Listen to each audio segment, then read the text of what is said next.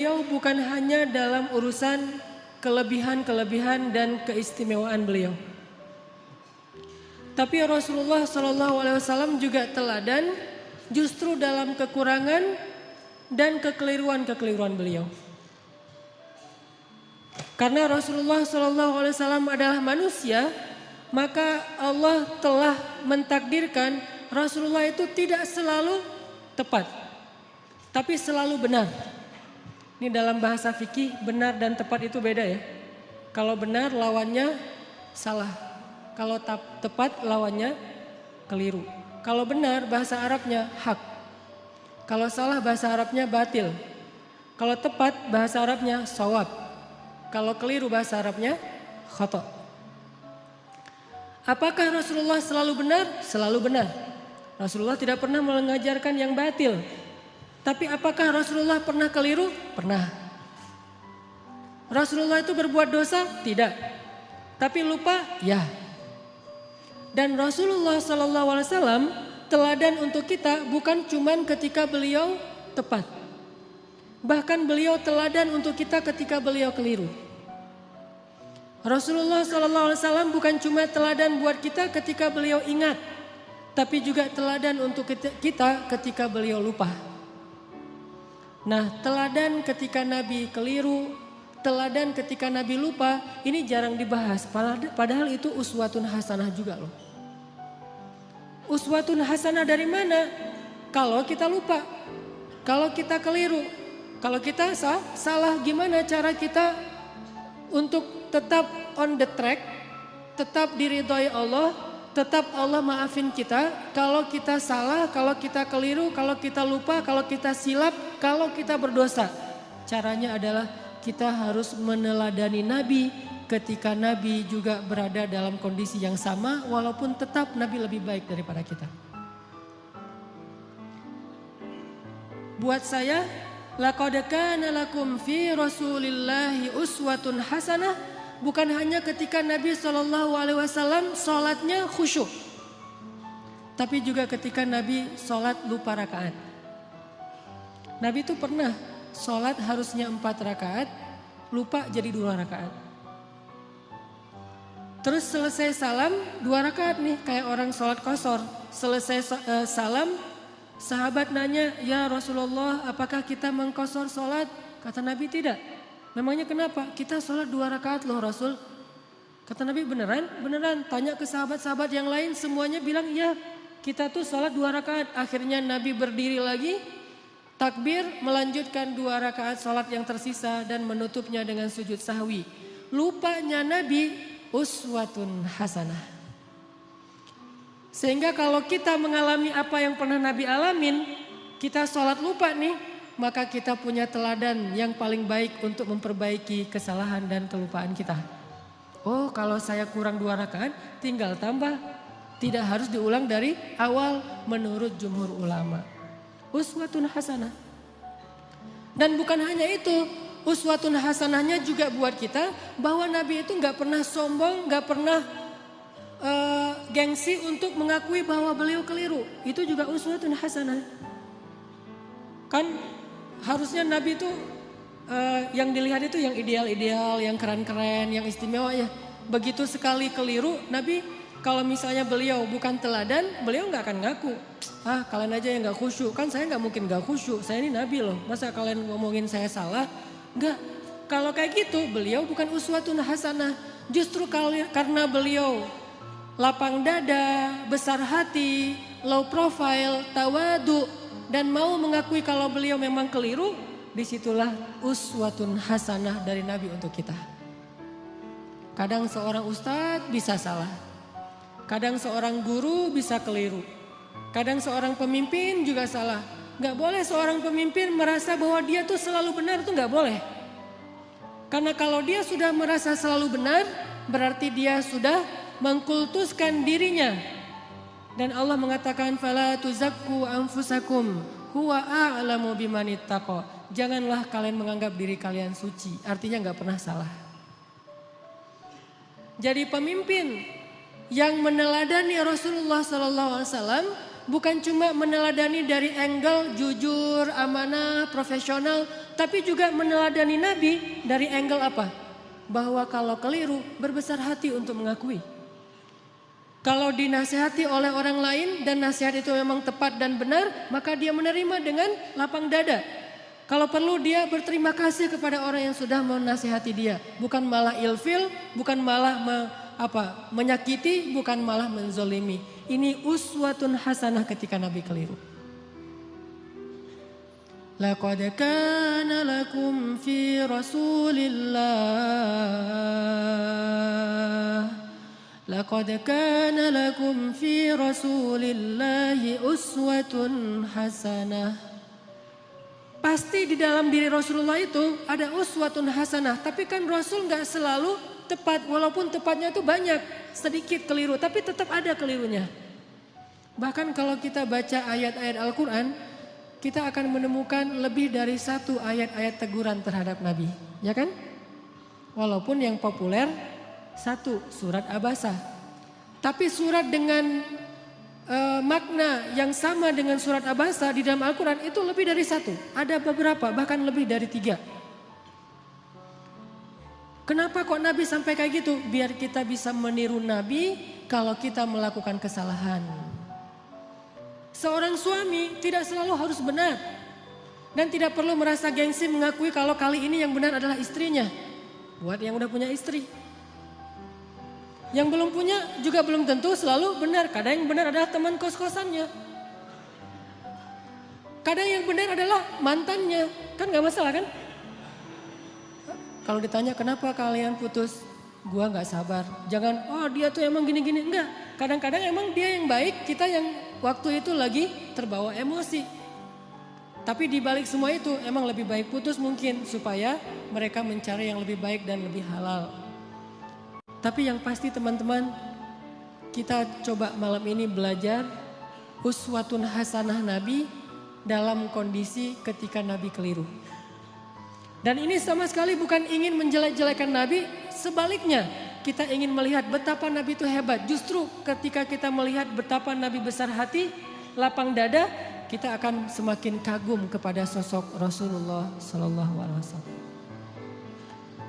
Contoh sholat tadi aja udah dapat 2 uswah, 2 teladan. 1 Nabi besar hati, kedua pelajarannya bahwa oh kalau salah dalam sholat berarti tinggal kita tambah ditutup dengan sujud sahwi.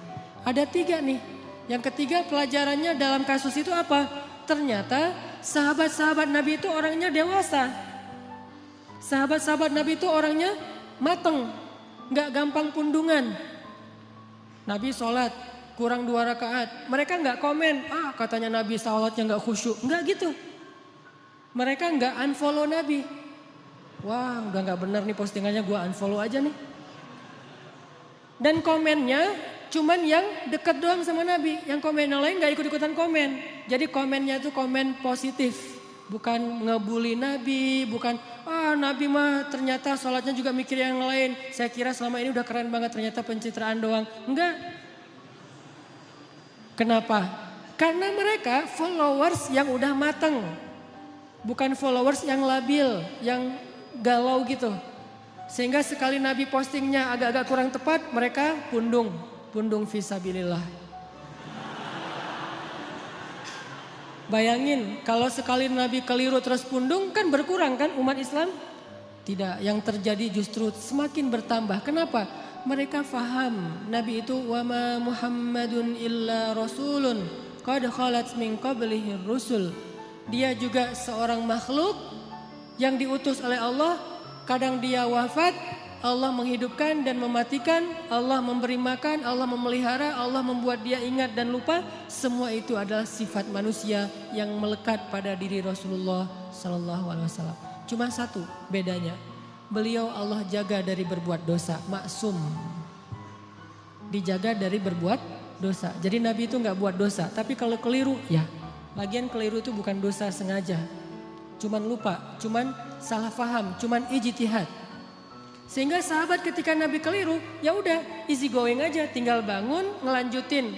Jadi makmum Nabi, gak ada sahabat yang akhirnya dorong-dorong Abu Bakar, lu aja yang jadi imam. Kayaknya Nabi lagi agak-agak kurang khusyuk gitu malam ini.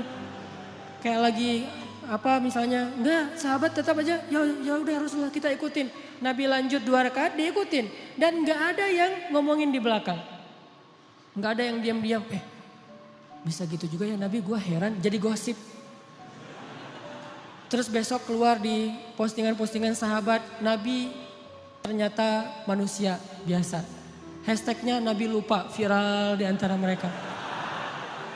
Gak usah dibesar-besarkan, itu hal yang wajar. Udah aja mereka lupa.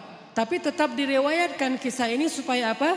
Laqad kana lakum fi Rasulillahi uswatun hasanah. Biar kita bisa niru. Ini angle uswah hasanah yang coba kita terapkan dalam hidup kita. Menyikapi kalau orang lain keliru. Orang lain itu bisa orang tua, orang lain itu bisa guru, orang lain itu bisa teman, orang lain itu bisa pasangan, orang lain itu bisa tetangga, orang lain itu bisa pemimpin, bisa pejabat, bisa siapa aja. Bahkan orang yang paling soleh sekalipun melakukan kesalahan dan kekeliruan. Salah satu di antara ciri-ciri orang bertakwa yang Allah sebutkan di dalam surat Ali Imran 135. Walladzina idza fa'alu fahishatan aw zalamu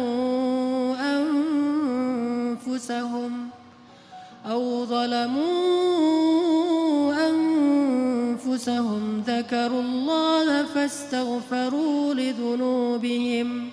Orang yang bertakwa kata Allah adalah orang-orang yang apabila melakukan kesalahan, menzolimi diri sendiri, atau melakukan fahisyah, dosa sembunyi-sembunyi. Coba, ternyata orang bertakwa juga bisa ngelakuin dosa, kesalahan. Bedanya apa? Zakarullah, ketika dia sadar, ketika dia ingat, ketika dia diingatkan oleh orang lain, fastaghfaru lidzunubihim. Buru-buru dia meminta ampun kepada Allah dan tidak lagi melakukan kesalahan itu. Ini bedanya orang bertakwa sama orang yang tidak bertakwa. Kalau orang yang tidak bertakwa salah gak mau memperbaiki diri. Kalau orang bertakwa salah juga tapi mau segera recovery, memperbaiki diri. Jadi peluang berbuat salah sama antara orang yang bertakwa dengan yang tidak bertakwa, sama peluangnya. Jangan sampai kita mengkultuskan satu orang, satu tokoh, satu kelompok. Mentang-mentang mereka membawa slogan-slogan Islam, memakai simbol-simbol Islam, menggunakan penampilan-penampilan yang kesannya Islami, lantas gak boleh keliru, gak boleh salah. Wah, hijabnya aja yang syar'i, ternyata pemarah misalnya. Ustadz, mending mana tuh? Orang yang sholat tapi masih korupsi daripada orang yang gak korupsi, orang yang jujur tapi gak sholat. Kan mending yang jujur, walaupun gak sholat tapi yang penting dia jujur. Enggak. Orang yang sholat tapi masih korupsi, sholatnya berpahala, korupsinya berdosa. Orang yang jujur tapi gak sholat, jujurnya berpahala, gak sholatnya berdosa. Masing-masing mendapatkan sesuai dengan amalnya. Faman ya'mal mithqala dzarratin khairan yarah wa man ya'mal mithqala dzarratin syarran yarah. Jadi gak ada mending-mendingan. Tinggal nanti hisabnya di sisi Allah aja di akhirat. Apakah ini lebih banyak pahalanya atau ini lebih banyak dosa? Allahu a'lam. Yang jelas kita belajar sekarang gimana meneladani Rasulullah SAW ketika kita salah, ketika kita berbuat dosa, ketika kita keliru, dan juga ketika orang lain yang melakukan kekeliruan dan kesalahan itu. Teman-teman yang dirahmati Allah Subhanahu Wa Taala, belajar meneladani Nabi SAW itu bukan sekedar belajar mendapatkan wawasan tentang perilaku Nabi, bukan. Kita hafal ayat itu, tapi tidak menjadi perilaku, tidak jadi karakter, nggak jadi attitude, berarti kita belum meneladani Nabi. Cuma hafal ayatnya doang nih. Kita hafal banyak hadis Nabi, kita baca banyak sirah, buku-buku tebal tentang sejarah Nabi, tapi tidak merubah attitude kita menjadi lebih baik seperti yang dicontohkan Nabi, kita berarti belum belajar dan belum meneladani Nabi. Cuman tahu doang. Itu namanya orang yang musaqqaf, orang yang berwawasan. Belum menjadi orang yang alim, orang yang berilmu.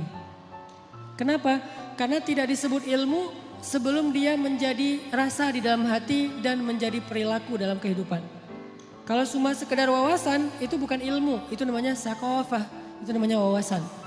Makanya malam ini ketika kita belajar uswatun hasanah Nabi SAW, kita coba munculkan tekad dalam diri kita masing-masing. Pokoknya habis dengar sharing malam ini, saya pengen memperbaiki sikap saya di sosmed. Saya pengen memperbaiki sikap saya dengan teman. Saya pengen memperbaiki sikap saya kepada keluarga, terutama orang tua. Saya pengen memperbaiki sikap saya kepada mantan. Cara memperbaiki sikap kepada mantan apa? Unfollow. Gak boleh following ya. Kalau mau sesekali ngelihat, bikin aja 2 akun. 1 akun punya kita, 1 lagi untuk stalking ya. Pengalaman. Enggak boleh. Lupakan mantan. Jangan sampai kita baca atau mendengar cerita-cerita tentang Nabi hanya sekedar oh ya, oh gitu. Jangan. Kalau sekedar oh ya dan oh gitu berarti ini cuma wawasan nih. Dan kalau cuma wawasan kita ngaji sampai bertahun-tahun juga tidak semakin menjadi lebih baik. Harusnya belajar ilmu yang tadi kata Nabi, siapa yang menempuh jalan untuk mencari ilmu, Allah mudahkan jalan ke surga. Itu ilmu loh, bukan wawasan yang dicari. Kalau wawasan kita bisa kayak otodidak gitu. Kita bisa belajar sendiri dengan dengerin YouTube. Tapi kalau ilmu kan bukan cuma denger. Kita latih tuh. Apa yang udah kita dengar kita latih sehari mungkin gak langsung jadi nih. Sama kayak yang barusan kita dengar misalnya tentang gimana berbesar hati dalam menerima masukan orang lain. Kan gak gampang tuh. Gimana berlapang dada mengakui kekeliruan dan kesalahan kita. Walaupun itu menyakitkan. Itu gak gampang loh. Tapi kalau kita gak praktekin, berarti apa yang kita dengar itu baru sekedar wawasan. Belum memperbaiki perilaku dan attitude kita. Kita belajar sekarang uswatun hasanah Nabi SAW. Bukan sekedar pengen tahu, penasaran ayatnya mana aja ya. Hadisnya gimana aja ya. Kita bukan pengen berdebat dengan dalil. Kita pengen memperbaiki diri. Tapi kalau kita pengen berdebat dengan dalil, kita akan lebih fokusnya ke dalil itu riwayat siapa, kemudian teks aslinya kayak gimana. Terus kalau perlu di capture, nanti kalau ada teman kita yang berbeda pendapat tinggal kita broadcast, kita share. Ini sekedar wawasan yang dijadikan bahan perdebatan. Buat apa kalau kayak gitu? Harusnya kita belajar bukan supaya jago berdebat. Bukan kalau kita nanti berdebat dengan teman kita di grup, kita punya banyak argumen, dalil segala macam. Buat apa yang kayak gitu-gitu? Bahkan Nabi aja pernah mendengar sahabat berdebat di dalam Masjid Nabawi dilemparin debu sama Nabi. Jadi ada sahabat lagi ngaji nih, lagi baca Quran di dalam masjid. Kan rumah Nabi di sebelah masjid. Tadinya ngaji asik tuh seru. Bismillahirrahmanirrahim, baca santai. Lama-lama mulai terjadi keriuhan, kegaduhan. Nabi dalam rumah ngedengar kok udah mulai ada orang yang teriak-teriak ya. Kok mulai kayak ada orang yang marah-marah. Nabi keluar melihat mereka lagi berdebat tentang makna satu ayat. Nabi mengambil debu dan melempari mereka dengan mengatakan, kalau kalian membaca ayat Al-Quran, carilah ayat yang mempersatukan kalian. Artinya jangan membaca ayat-ayat yang membuat kalian berpecah belah, bukan ayatnya, tapi persepsi dan tafsiran terhadap ayatnya. Jadi teman-teman, saya pengen magerin dulu nih, bahwa yang kita belajar malam ini, termasuk saya, kita niatkan, untuk memperbaiki perilaku kita. Baik perilaku kita di dunia nyata atau di dunia maya. Pokoknya kita perbaiki perilaku kita. Dan anak Indonesia tuh, anak Jawa Barat, orang Sunda itu diantara seluruh suku yang ada di Indonesia itu kan termasuk salah satu suku yang terkenal paling lembut, santun, tata keramanya luar biasa kan. Jangan sampai identitas itu hilang oleh modernitas. Sehingga gara-gara kita hidup di dunia maya, medsos, kita melupakan tradisi nenek moyang kita yang sebetulnya luar biasa. Kenapa tradisi itu harus pindah ke Jepang, harus pindah ke New Zealand, harus pindah ke negeri-negeri yang tidak mengenal agama? Harusnya tradisi itu tetap ada di negeri kita, di negeri orang-orang yang beriman kepada Allah Subhanahu wa taala. Makanya kita perbaiki lagi. Karena saya beberapa kali jalan ke beberapa negara, rahmat dari Allah bukan karena hebat. Kalau orang lain mungkin jalan-jalan itu karena banyak duit ya. Ada yang bahkan sakit kepala dikit jalan ke luar negeri. Di rumah nggak ada bawang ke Singapura ya. Kalau saya mah alhamdulillah gratis diundang akhirnya ke luar negeri. Tapi diniatkan juga sekalian belajar, main, termasuk pencitraan ordai gitulah pokoknya. Jalan ke Korea, ke Jepang gitu. Kenapa orang Jepang itu attitude-nya lebih islami daripada kita? Padahal mereka tidak membaca teks-teks agama karena mereka terus berusaha memperbaiki perilaku mereka. Walaupun sisi lain mereka banyak masalah sih.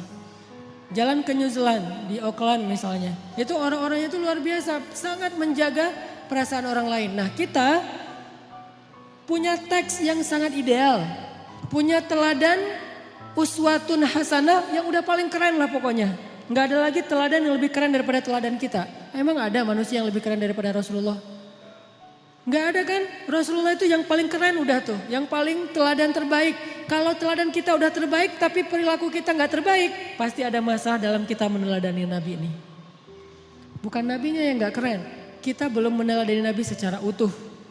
Baru mengambil wawasan-wawasan dari hadis-hadis Nabi SAW.